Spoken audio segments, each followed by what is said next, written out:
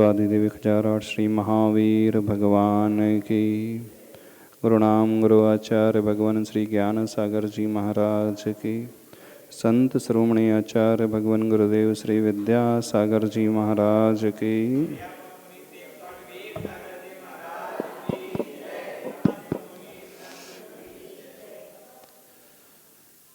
फरवरी का महीना, इसी महीने में वसंत पंचमी भी आती है और इसी महीने में वैलेंटाइन वीक भी आता है। आजकल पाश्चात्य संस्कृति का प्रभाव बहुत बढ़ता चला जा रहा है। वैसे भारत में बहुत सारे त्यौहार होते हैं, बहुत सारे दिन हैं जिन्हें महोत्सव के रूप में मनाया जाता है। यहाँ बहुत सारे ऐसे महापुरुष हुए हैं जिन्होंने अपने जीवन में कुछ किया है। उनके किए हुए कार्यों को लेकर के हम सभी उन्हें स्मरण में लाते हैं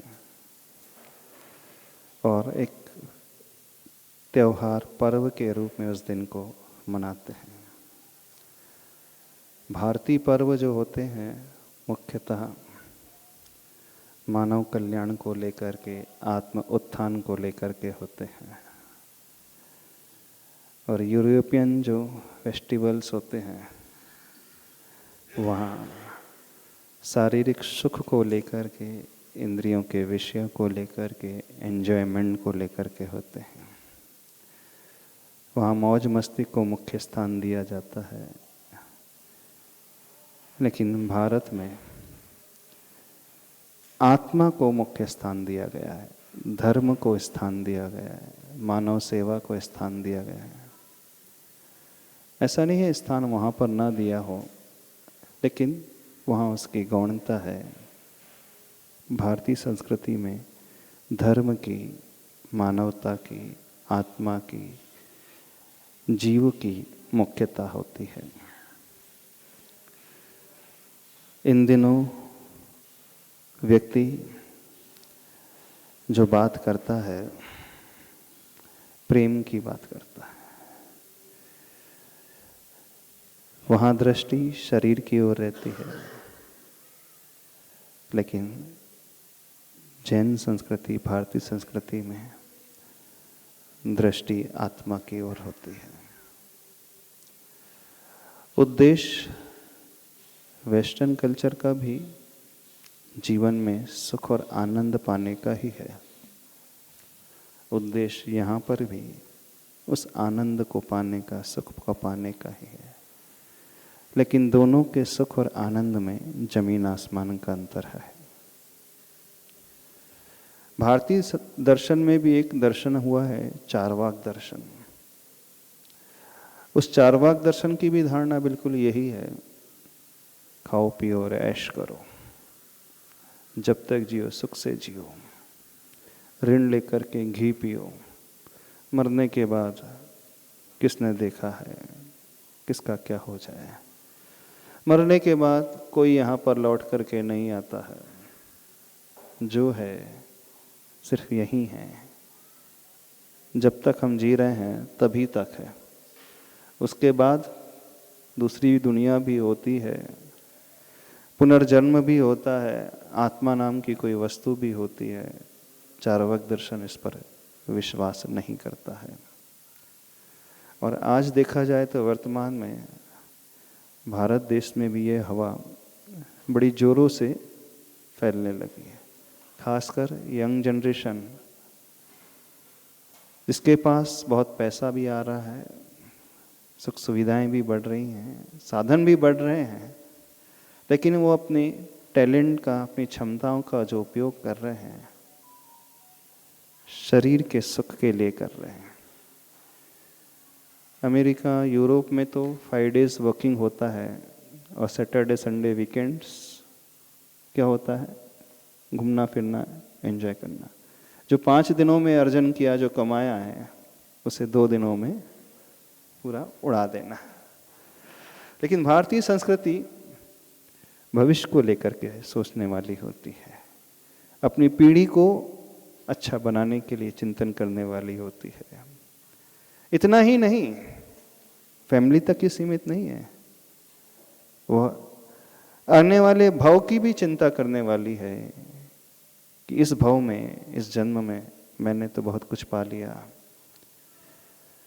शरीर के लिए अभी भी मैं भी जी रहा हूं, लेकिन एक एज के बाद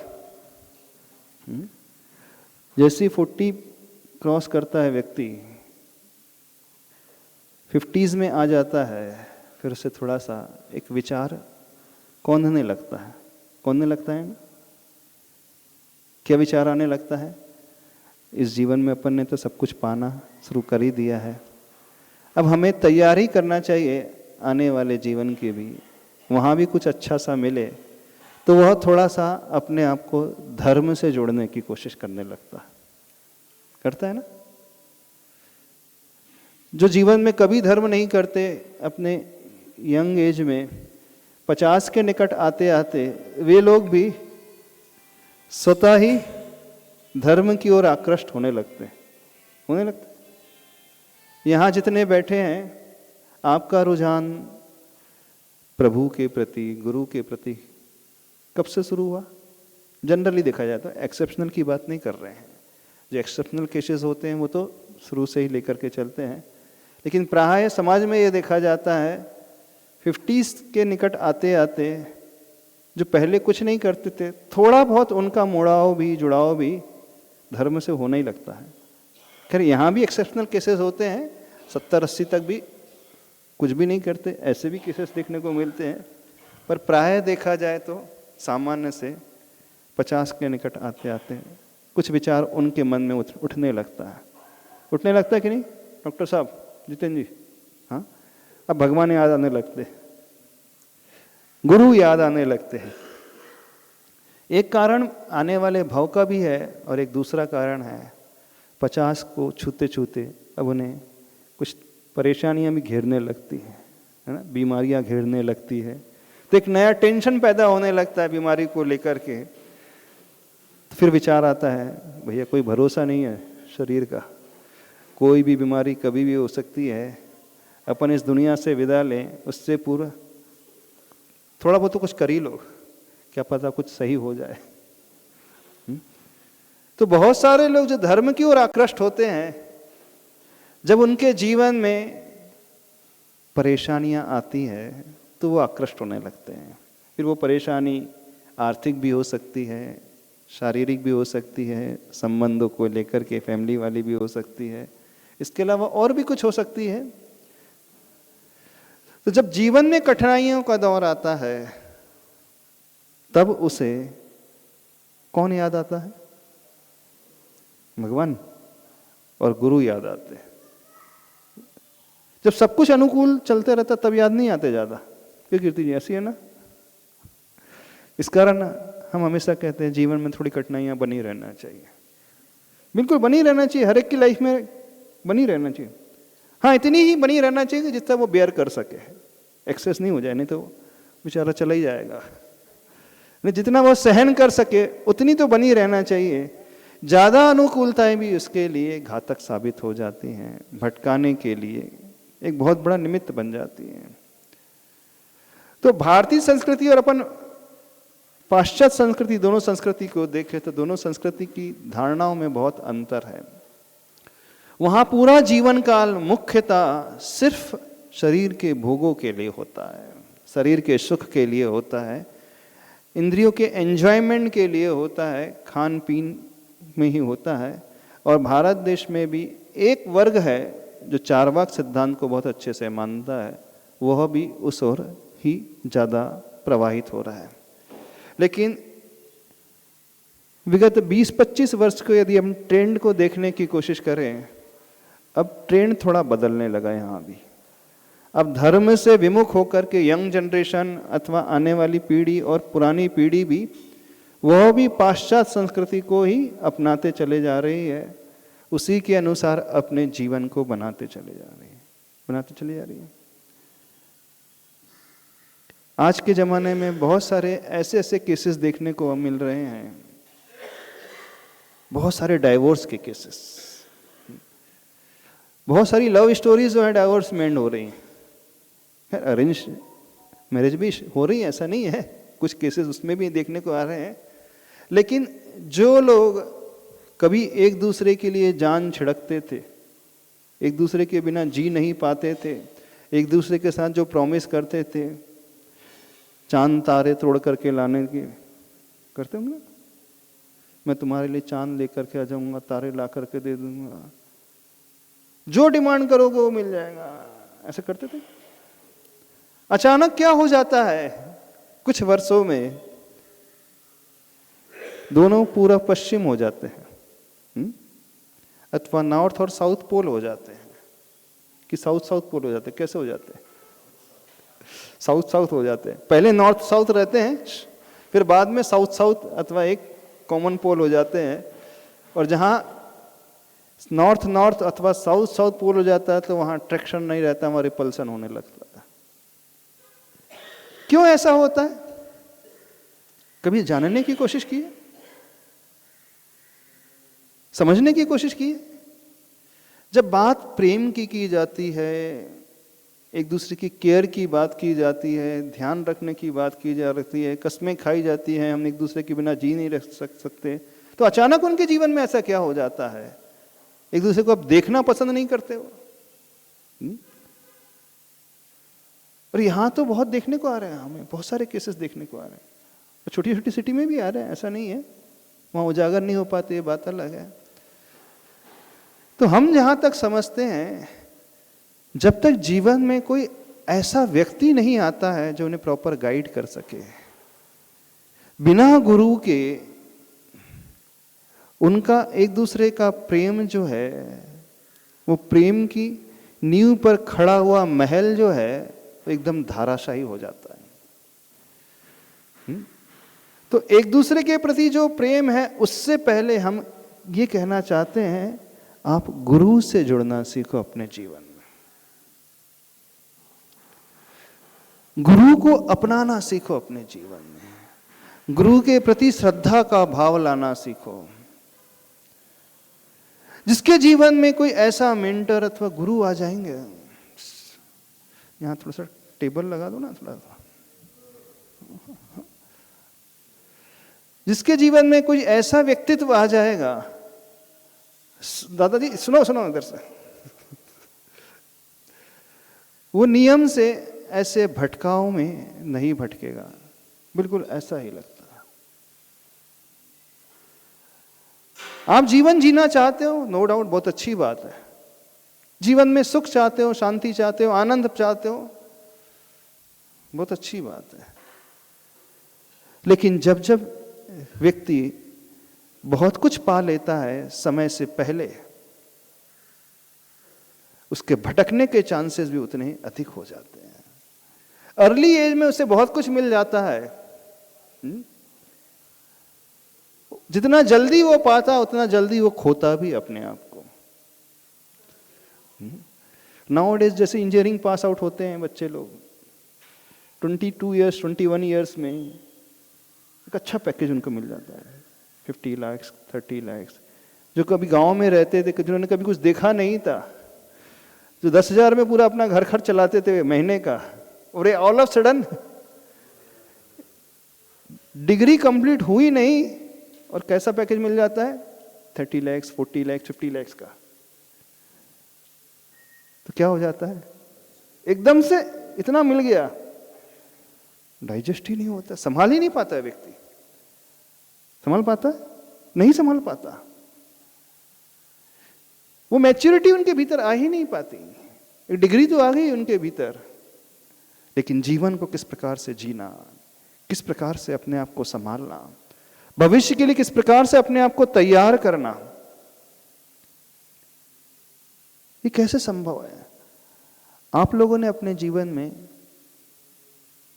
प्रेम तो किया है, आप लोगों ने अपने जीवन में शिक्षक भी खोजा है, टीचर भी खोजा है, लेकिन आप लोगों ने अपने जीवन में अभी कोई गुरु नहीं खोजा, ऐसा लगता है। आप इन द सेंस बहुत सारे ऐसे लोग हैं, यंग जनरेशन, और बिना गुरु के उनका जीवन बिल्कुल निस्सार रह जाता है। कुछ भी नहीं होता है। तो जीवन में गुरु का बहुत महत्व है, रादर सबसे ज्यादा महत्व है तो गुरु का है। भारतीय संस्कृति ऐसी संस्कृति रही है, यदि हम पहले के इतिहास को उठा करके देखें, पहले जब उन्हें अध्ययन कराया जाता था, शिक्षा दी जाती थी, तो गुरुकुल में दी जाती थी। आज भी शिक्षा दी जाती है, नो डाउट, भारत में शिक्षा बहुत अच्छी मिल रही है, लेकिन आज गुरु के माध्यम से शिक्षा नहीं मिल रही है। पहले गुरु शिष्य का संबंध होता था। जब गुरु की बात आती है तो वहां एक समर्पण की बात आ जाती है। जैसे ही गुरु कहा जाता है तो एक डेडिकेशन, वो डिवोशन का भाव आ जाता है। वो शिष्य का भी जुड़ाव गुरु से होता है, शिष्य की भी लगन लगी रहती है गुरु से। शिष्य भी ऐसे कि अपने गुरु के लिए कुछ भी अर्पण करने को तैयार। गुरु यदि दक्षिणा में कुछ भी मांग ले, यहां तक कि अपने प्राण भी दे दे, मांग ले, तो उसका भी बलिदान करने को तैयार हो जाते कि नहीं। आप उदाहरण उठा करके देखो गुरुकुल पद्धति का, चाहे वो एकलव्य की हम बात करें, चाहे पांडव की हम बात करें, चाहे श्री कृष्ण की हम बात करें, चाहे रामचंद्र जी की हम बात करें, चाहे किसी भी महापुरुष को हम देखने की कोशिश करें, जिन्होंने अपने जीवन में उन्नति के शिखर को छुआ है, जिनका आचरण बहुत अच्छा रहा, जिनका जीवन सिर्फ अपने लिए नहीं बल्कि एक समाज के लिए एक रोल मॉडल के रूप में रहा है, वो एक रोल मॉडल के रूप में क्यों बन पाए? क्या कभी सोचा है? उन्होंने भी अपने जीवन में सब कुछ पाया, बल्कि वो पाया जो आज दुनिया नहीं पा पाती है। नाम भी पाया, सुख भी पाया, आनंद भी पाया, स्टेटस भी पाया, और सबसे बड़ी बात एक रिस्पेक्ट पाया, आदर सम्मान पाया। सारी पीढ़ी जिन्हें एक आदर्श के रूप में देखती है, आदर्श तो आज भी होते हैं, लेकिन आज के आदर्श, आज के आइडियल सिर्फ पैसे को लेकर के होते हैं, लेकिन पहले के जो आदर्श रहे हैं वह चरित्र को लेकर के रहे हैं, आचरण को लेकर के रहे हैं, एक सामाजिक व्यवस्था को लेकर के रहे हैं, दूसरों के लिए जीने वाले रहे हैं, दूसरों के लिए कुछ देने वाले रहे हैं, जिनका जीवन सिर्फ अपने लिए नहीं रहा है, जिनका जीवन अपने साथ साथ दूसरों के लिए, बल्कि यूं कहें दूसरे उनके जीवन में प्रथम रहे हैं। स्वयं बाद में है, लेकिन दूसरे उनके जीवन में पहले आए हैं। क्यों वे ऐसे बन पाए? क्यों उन्होंने उस चरम सीमा को पाया? और आज क्यों, आज की जनरेशन क्यों भटकते चले जा रही है? यदि हम कठिनाइयों की बात उठा करके देखें तो पहले के जमाने में कठिनाइयां बहुत थी, दुश्वारियां बहुत थी, परिश्रम बहुत था, मेहनत बहुत थी, नहीं था? सुविधाओं की कमियां बहुत थी वहां पहले के जमाने में, पैसा भी कम था। आज उससे ठीक विपरीत है, पैसा बहुत है, सुविधाएं बहुत है, लग्जरी बहुत है, कम एज में बहुत कुछ पा जाता है व्यक्ति, उससे बैठे बैठे सब कुछ मिल रहा है जो पहले कभी नहीं था। आज उसकी मुट्ठी में सब कुछ है, डिवाइस है, मोबाइल है, उसमें सब कुछ मिल जाता है, जो चाहे, जैसा चाहे, जब चाहे कैसा कर सकता है, सब कुछ कर सकता है। सुविधाओं के नाम में अपरंपार ढेर उसे मिला हुआ है। पैसों की हम बात देखें तो पैसे की कोई कमी नहीं, और डिग्री भी अच्छी है, सब कुछ तो मिला है, लेकिन जीवन में जो मिलना था वो नहीं मिला, है ना? जीवन में जो पाना था वो नहीं पाया गया, जीवन में जिस सुख, शांति और आनंद की तलाश है वो नहीं मिला। बाहरी सारा आडंबर एकत्रित हो चुका है, सब कुछ जुड़ चुका है, उसकी कोई कमी नहीं है, लेकिन अंदर से आज का युवा वर्ग खोखला हो गया है, अंदर से पूरा का पूरा निस्सार जैसा हो गया, खोखला हो गया है। कैसा है? जैसे केले का वृक्ष होता है, केले के वृक्ष के अपन लेयर निकलते जाएं, उसके पत्ते निकलते जाते हैं, और अंदर कोई सार ही नहीं बचता उसके वृक्ष में। अथवा प्याज होती है ना, अथवा कैबेज, पत्ता गोभी, एक एक पत्ता निकालते जाओ, सारी पत्ता गोभी समझ के कुछ बचेगा ही नहीं। देखने में है वो बहुत बड़ी, लेकिन अंदर कुछ नहीं बचता, सार नहीं होता। तो आज बाहरी संसाधन बहुत कुछ हैं, बाहरी सुविधाएं बहुत कुछ हैं, बाहर का आकर्षण बहुत कुछ है, पैसा बहुत है, सब कुछ है, लेकिन अंदर कुछ भी नहीं है। अंदर वो एकदम खोखला हुआ जा रहा है। संबंध भी नहीं है, वो आनंद भी नहीं है, वो बात ही नहीं है। फ्लैट बंगलोज बड़े बड़े हो गए हैं, लेकिन उनमें रहने वाले लोग नहीं हैं। लोग भी हैं रहने वाले, लेकिन वो एक दूसरे के लिए नहीं रह रहे हैं, वो अपने अपने लिए रह रहे हैं। रह रहे हैं ना। वो आत्मीयता वो गौण हो गई, वो साफ हो गई, जीरो हो गई है। वो भीतर का जुड़ाव, वो भीतर का प्रेम, वो कुछ बचा ही नहीं है। जो कुछ भी है बाहर दिखता है, अंदर कुछ भी नहीं, अंदर सिवाय शून्य के अलावा कुछ भी नहीं। क्यों ऐसा हो रहा है? तो बात की जा रही है उस बाहरी आकर्षण की, बाहरी सौंदर्य की, बाहरी सुविधाओं की, बाहरी प्रेम की, लेकिन बिना गुरु के वह महल बड़े से बड़ा भी क्यों ना हो, एक क्षण में धाराशायी हो जाएगा। और हो रहा है, ऐसा ही हो रहा है। कितने न जाने कितने सारे लोग आते हैं रोते रोते, और यहीं की बात कर रहे हैं, पुणे में कई आते हैं, उसने उस पे केस किया, उसने उस पे केस किया। डोमेस्टिक वायलेंस कहाँ हो रही है? जो कभी एक दूसरे के बिना रह नहीं पाते थे, अब एक दूसरे को प्रताड़ित किए बिना नहीं रह पा रहे। अंतर का समझना, जो एक दूसरे के बिना नहीं रह पाते थे, अब दूसरे को प्रताड़ित किए बिना नहीं रह पा रहे हैं। क्या हो गया? तो जो सार पैदा होता है, उसकी शुरुआत यदि कहीं से होती है, उसकी जड़ जो है उन गुरु के प्रति उस श्रद्धा का भाव जब तक नहीं आता है, तब तक वो संभव ही नहीं होता है। अथवा जिसके जीवन में वो गुरु नहीं है, बिना गुरु के आप कितना भी जोड़ लो, कितना भी एकत्रित कर लो, कितनी भी सुविधाएं पा लो, उसकी कोई वैल्यू नहीं। हाँ, बाहरी आकर्षण बहुत अच्छा हो जाएगा, दुनिया की दृष्टि में बहुत कुछ दिखलाई देगा, इसके पास ये है वो है, लेकिन भीतर कुछ नहीं, कुछ भी नहीं है। यदि कुछ है तो सिवाय मानसिक तनाव के और कुछ नहीं है। सिवाय चिंता के, एंजाइटी के, डिप्रेशन के, स्ट्रेस के कुछ भी नहीं है। जबकि होना पूरा ऑपोजिट था। वहां अभाव में आनंद था, यहां सद्भाव में दुख है। कितनी विचित्रता है। वहां प्रतिकूलताओं में व्यक्ति बड़ा खुश रहता था कि वो जानता था जीवन को कैसे जिया जाना चाहिए। वो सिर्फ अपने लिए नहीं जीता था, वो सिर्फ शरीर के लिए नहीं जीता था, वो इंद्रियों के लिए नहीं जीता। वहां आत्मीयता की बात थी, एक दूसरे के सुख दुख की बात थी, एक दूसरे को लेकर के चलने की बात थी। आज कुछ भी नहीं है। और तो और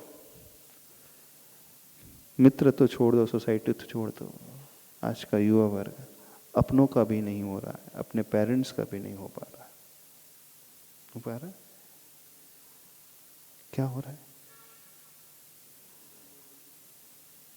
तो हम इतना कहना चाहते हैं, शारीरिक प्रेम को छोड़ करके उससे पहले, शारीरिक जुड़ाव से पहले अपने जीवन में कुछ ऐसे रोल मॉडल लेकर के आओ, ऐसे मेंटर लेकर के आओ, ऐसे गुरु लेकर के आओ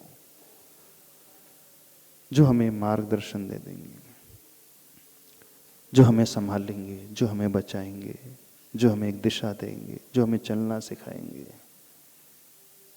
तभी भारतीय संस्कृति में कहा जाता है अज्ञानतिमिरान्धानम ज्ञानांजन शलाकया चक्षुरुन्मीलितम येन तस्मै श्री गुरुवे नमः। हमारी आंखों को खोलने वाले यदि कोई होते हैं तो वे होते हैं, अज्ञान रूपी अंधकार से हटाने वाले होते हैं, प्रकाश की किरण को दिलाने वाले होते हैं। एक अज्ञान का, एक मोह का अंधकार, एक चकाचौंध का अंधकार, उससे ऊपर उठाने वाले वे गुरु होते हैं। इसलिए भारतीय संस्कृति में गुरु शिष्य की परंपरा, गुरु के प्रति जुड़ाव की परंपरा, गुरु को सर्वोच्च स्थान देने की परंपरा, गुरु को माँ बाप से भी बड़ा स्थान दिया गया है, गुरु को भगवान से भी बड़ा स्थान दिया गया है, सबसे बड़ा स्थान दिया गया है। इसीलिए दिया गया है क्योंकि वो ही है जो हमारा सृजन करते हैं, वो ही है जो हमारा निर्माण करते हैं, वही हमारा वर्तमान ही नहीं, वो हमारा भविष्य भी अच्छा बनाते हैं। यही भव नहीं, आने वाला भव भी अच्छा बनाते हैं। गुरु के आने के पश्चात उसका विकास, शारीरिक विकास भी होता है, मानसिक विकास भी होता है। वह अनुकूलता और प्रतिकूलताओं में साम्य भाव लाना सीखता है। हर मौके में वो निखर कर के आ जाता है। हर प्रकार का अभ्यास उसके जीवन में आता है, हर प्रकार की शिक्षा वह सीखता है। सिर्फ बैठे बैठे इजीली मिलने वाली उस शिक्षा की बात नहीं, बैठे बैठे इजीली प्राप्त हो जाने वाला वो ज्ञान, वो सुविधाएं, वो डिग्री, वो पैसा नहीं। तो इस बात को सभी व्यक्ति समझने की कोशिश करें, देह से थोड़ा सा ऊपर उठ करके उस वात्सल्य की बात करना सीखे, उस प्रेम की बात करना सीखे, उस जुड़ाव की बात करना सीखे। वह जुड़ाव आपके पार्टनर से ज्यादा अच्छा, जो आपके व्यक्तित्व को निर्माण करता है, व्यक्तित्व को बहुत अच्छा बनाता है। बात व्यक्ति की नहीं चल रही है, हमारा जीवन व्यक्तित्व से परिभाषित होता है, पर्सनैलिटी से परिभाषित होता है।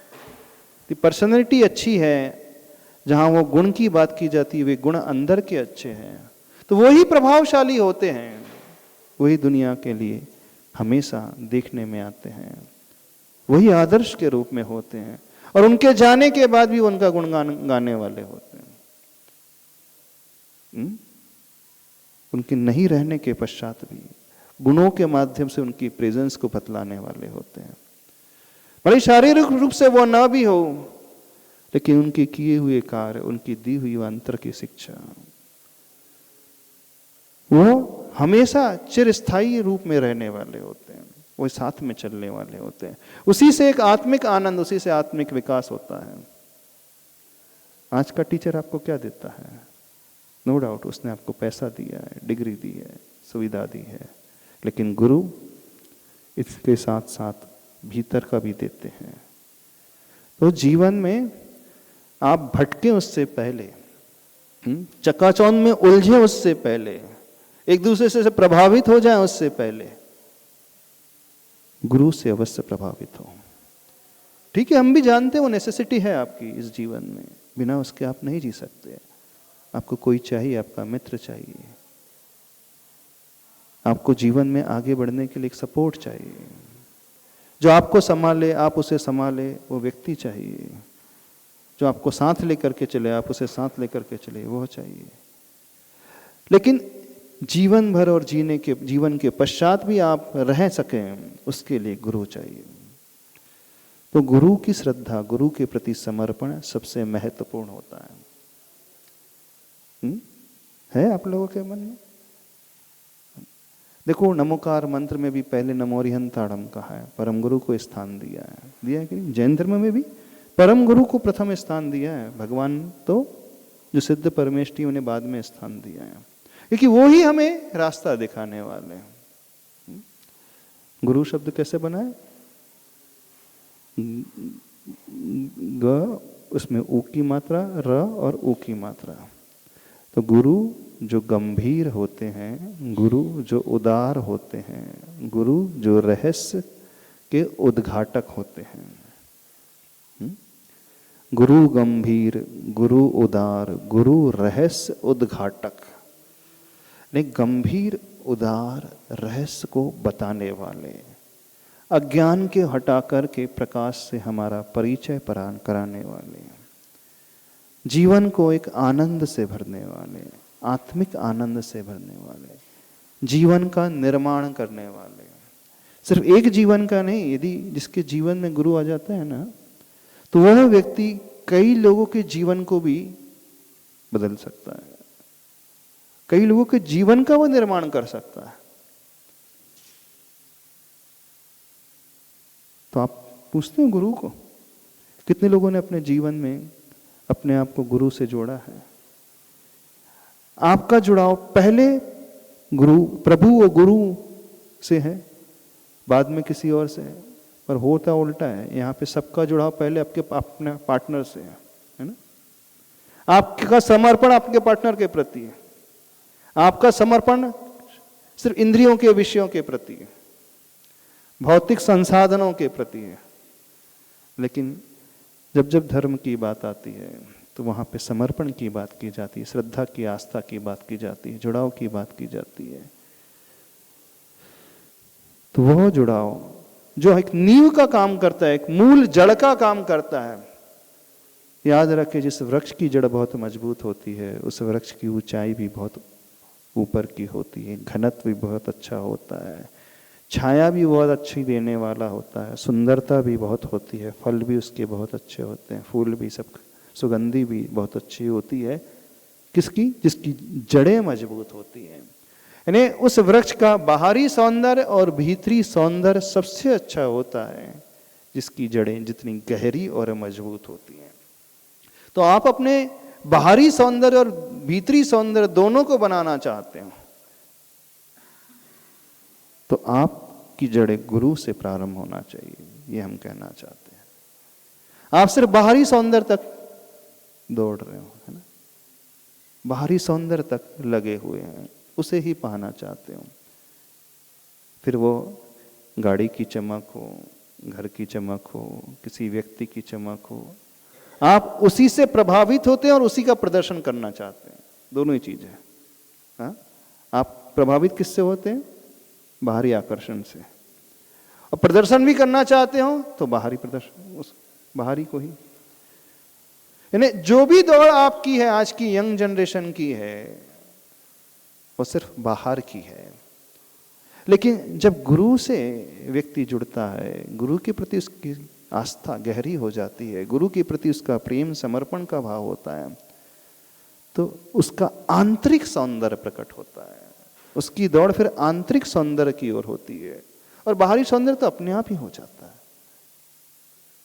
तो पाश्चात्य संस्कृति जो है बाहरी सौंदर्य से प्रभावित है, उसे पाने की उसकी आकांक्षा, लालसा है। लेकिन भारतीय संस्कृति हमेशा आंतरिक सौंदर्य को पाने की लालसा करने वाली रही है।